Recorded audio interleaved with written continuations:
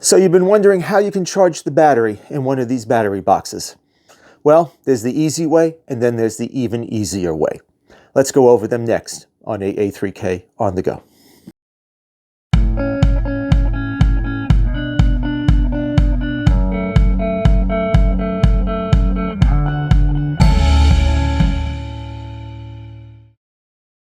So, following my publication of a video reviewing this battery box that I found on Amazon, I received several questions, 5 or 6, about how I charge the battery within this box. And honestly, that was not something I really thought about would be a significant question, but it seems like a lot of people are confused. So, to date, I've actually charged the battery in this box twice. One with a pretty easy method, but I basically call it the brute force method, and the other one more elegant and thus a little bit easier to charge the battery box. Also, in the course of this video, I'm going to show you how you can use a solar controller to charge the battery.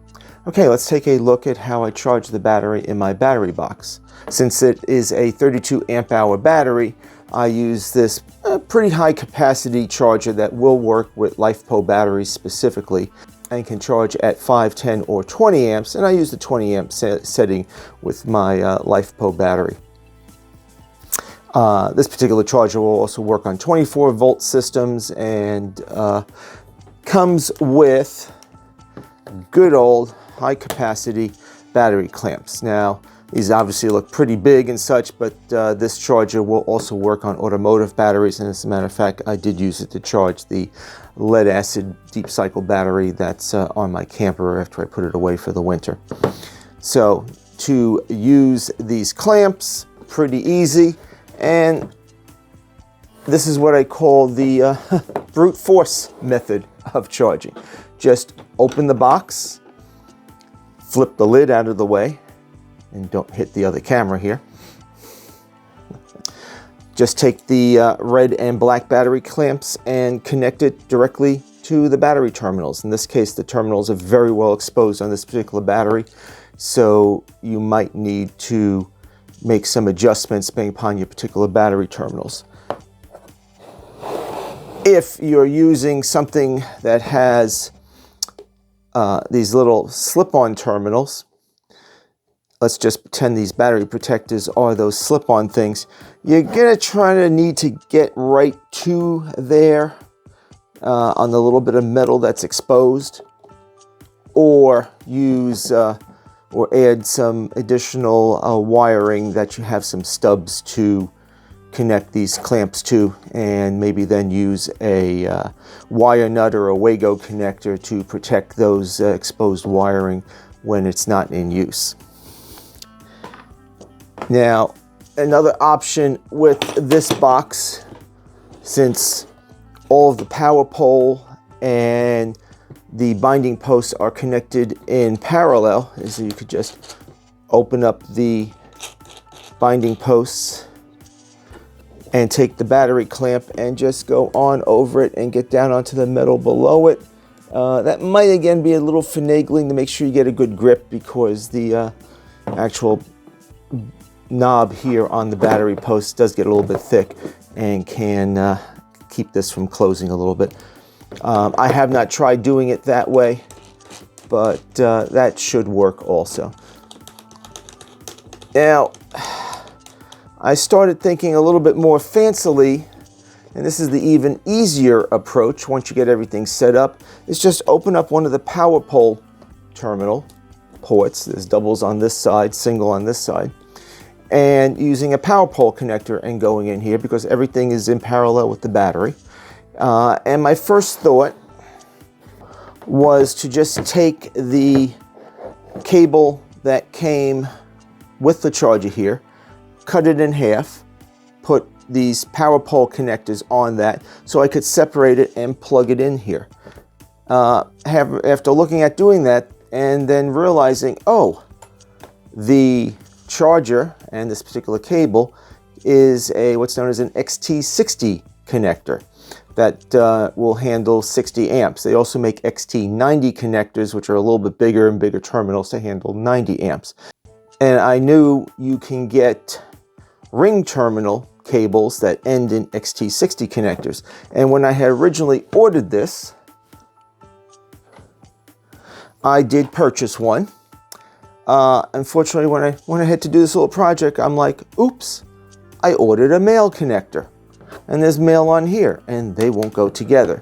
I went back to Amazon and I ordered a female XT60 connector, 2 ring terminals, and I cut them off and mounted a PowerPole on that. And now I can just plug that into there. And the last time I charged this box, it's exactly how I did it. I opened up this port, plugged the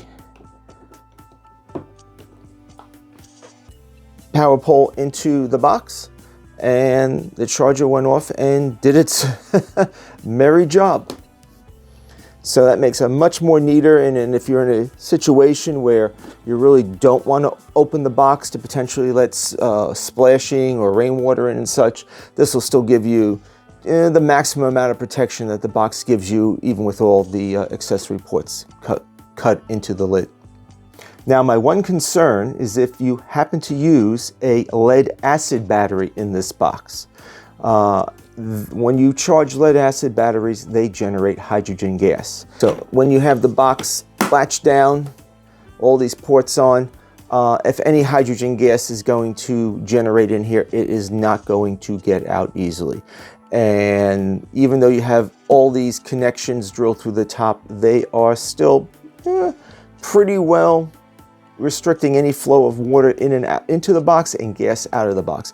So you're potentially creating something that if a spark happens, this thing could deflagate, which is a fancy name for explode, and you really don't want shrapnel heading towards you, as well as battery acid from a lead acid battery.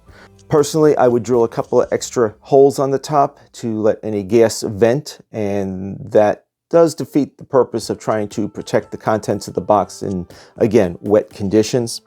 Or your other choice is when you're charging the box, whether you're doing it through this Anderson PowerPole port or directly to the terminals on the battery, is to leave the box open so this gas can vent. Now, if you're using a solar controller, and I do have a set of solar panels. The weather has not been very hospitable to be outside and film with them today.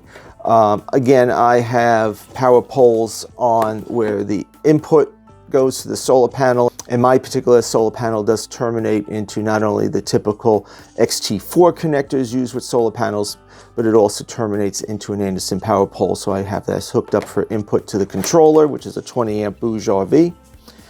And then on the output side, again, I also used power poles so I can go straight into the top of the box. As you can see, it's really not that hard to get the battery charged while it's remaining in this box. You can open up the box, connect directly to the battery, make a power pole cable that goes from your charger, connect directly to a power pole port, or if using just simple clamps, open up the terminals and clamp onto the posts underneath. You could even take your charger, put some banana plugs on the wires and plug it into the tops of these binding posts.